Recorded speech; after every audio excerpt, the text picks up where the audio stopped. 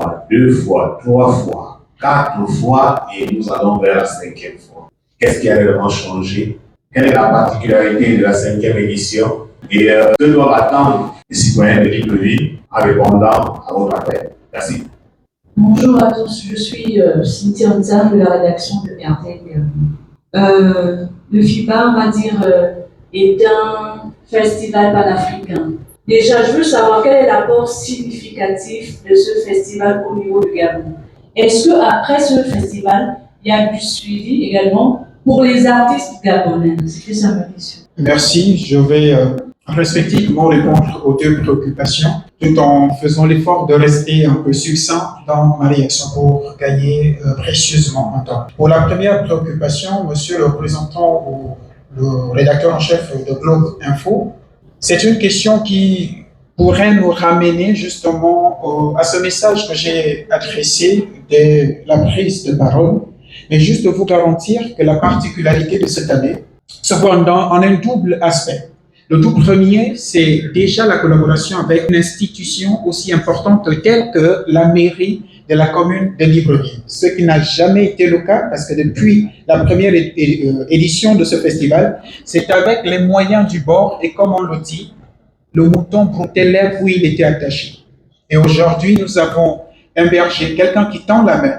Et donc, je parle de l'institution qui est la mairie et représentée valablement aujourd'hui par le 6e adjoint au maire de la commune de Libreville. Le deuxième volet, dans le même sens de la particularité, c'est justement la vision que nous avons cette année de valoriser la culture gabonaise à travers un recensement des groupes ethno-linguistiques. Aujourd'hui, on a parlé d'une personne qui représente les artistes, mais en réalité, dans les prestations pendant le festival, on aura une disposition de façon à ce que tous les groupes ethno-linguistiques du Gabon soient représentés. Alors, chaque année, on essaye d'apporter du nouveau, mais comme vous le savez, on fait avec les capacités, les moyens, les ressources mobilisées pour pouvoir relever les défis. Aujourd'hui, je peux vous annoncer, sans pouvoir trahir un secret, le ministère du Commerce a prévu inscrire ce festival dans le calendrier de l'État, tout simplement en évaluant l'évolution de ce festival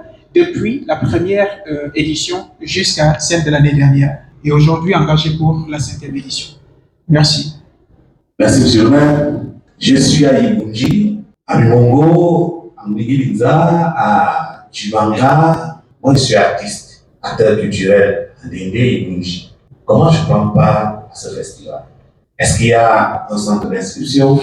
Est-ce qu'il y a un recrutement au préalable? Qu'est-ce qui se fait avant? Comment on s'inscrit? Merci. Bonjour à tous, je suis David Angoula, journaliste chargé des questions culturelles à Gabon 24. Alors, merci déjà pour l'invitation. Il est clair que le cœur même du Festival international des beaux-arts, ce sont les artistes, ce sont les artisans. Et je vais directement m'adresser à vous, monsieur le 6e adjoint au maire de la commune de Libreville. Vous l'avez annoncé de manière officielle, la mairie centrale est partenaire pour cette 5e édition du festival.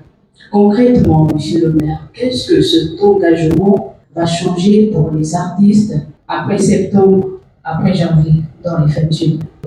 Pour les modalités d'inscription, ce qu'il y a lieu de retenir, c'est que tout support de communication porte sur l'identité. Vous avez ici un artiste qui vient de Lebamba et qui va justement représenter son groupe culturel traditionnel. Alors, il nous fait l'honneur de prendre part à cette conférence de presse parce que dans le recensement des groupes ethno-linguistiques que nous avons effectué, justement, il a été listé et il a inscrit son groupe pour participer à cet événement.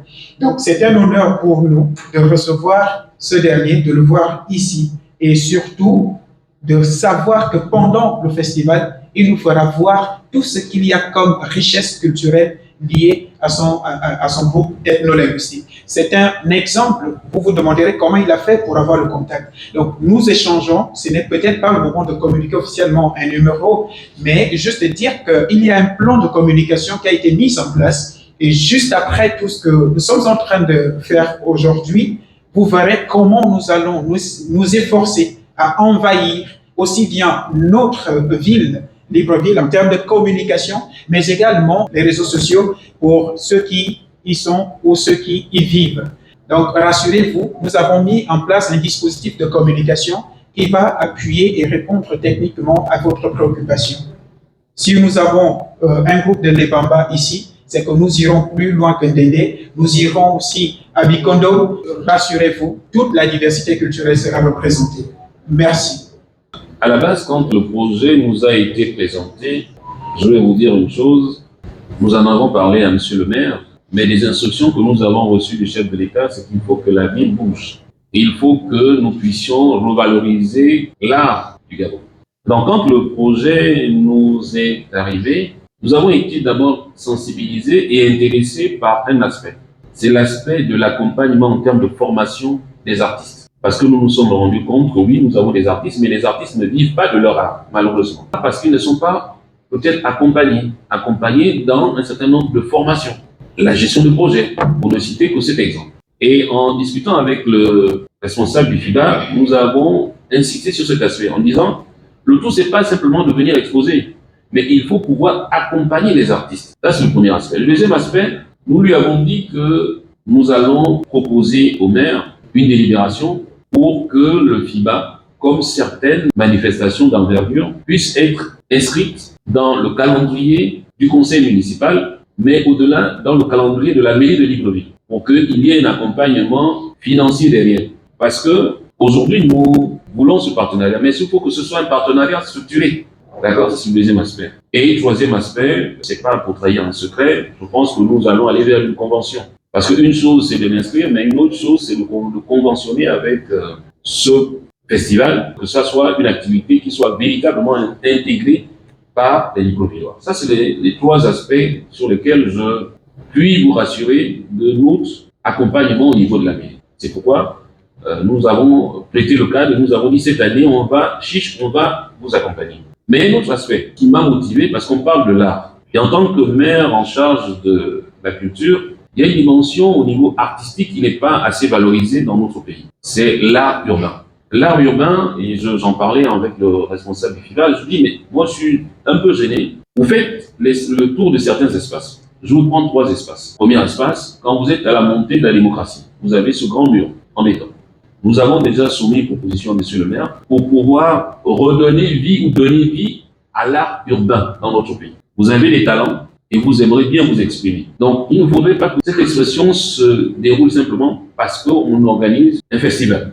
Mais il faudrait que ça soit vu. Et donc, pour que ça soit vu, vous devez égayer en fait nos espaces. Ça, c'est le premier espace que je peux vous citer. Deuxième espace, quand vous prenez la plupart de nos échangeurs, ce sont des espaces froids. Mais quand on va ailleurs, ce sont des espaces gays. Parce que nos artistes locaux, les jeunes créateurs, ont mis leur talent pour donner vie et de la gaieté à ces espaces. Je vais prendre un autre espace quand vous êtes au niveau du golf. Vous avez tout un espace qui est vide. On peut mettre en valeur. En fait, on essaie de valoriser nos jeunes qui n'ont pas, en fait, les moyens. Mais quand vous mettez en valeur le talent de ces jeunes, on peut déjà mettre en place des conditions ensemble pour que non seulement ils soient vus, visibles, mais qu'ils attirent en fait un certain nombre de promoteurs qui vont plutôt les accompagner. Voilà un peu au niveau de la mairie de Libreville ce que nous entendons faire. On ne va pas s'arrêter simplement au niveau du festival, mais il y a la nécessité de valoriser l'art à travers l'art urbain. Je vous remercie.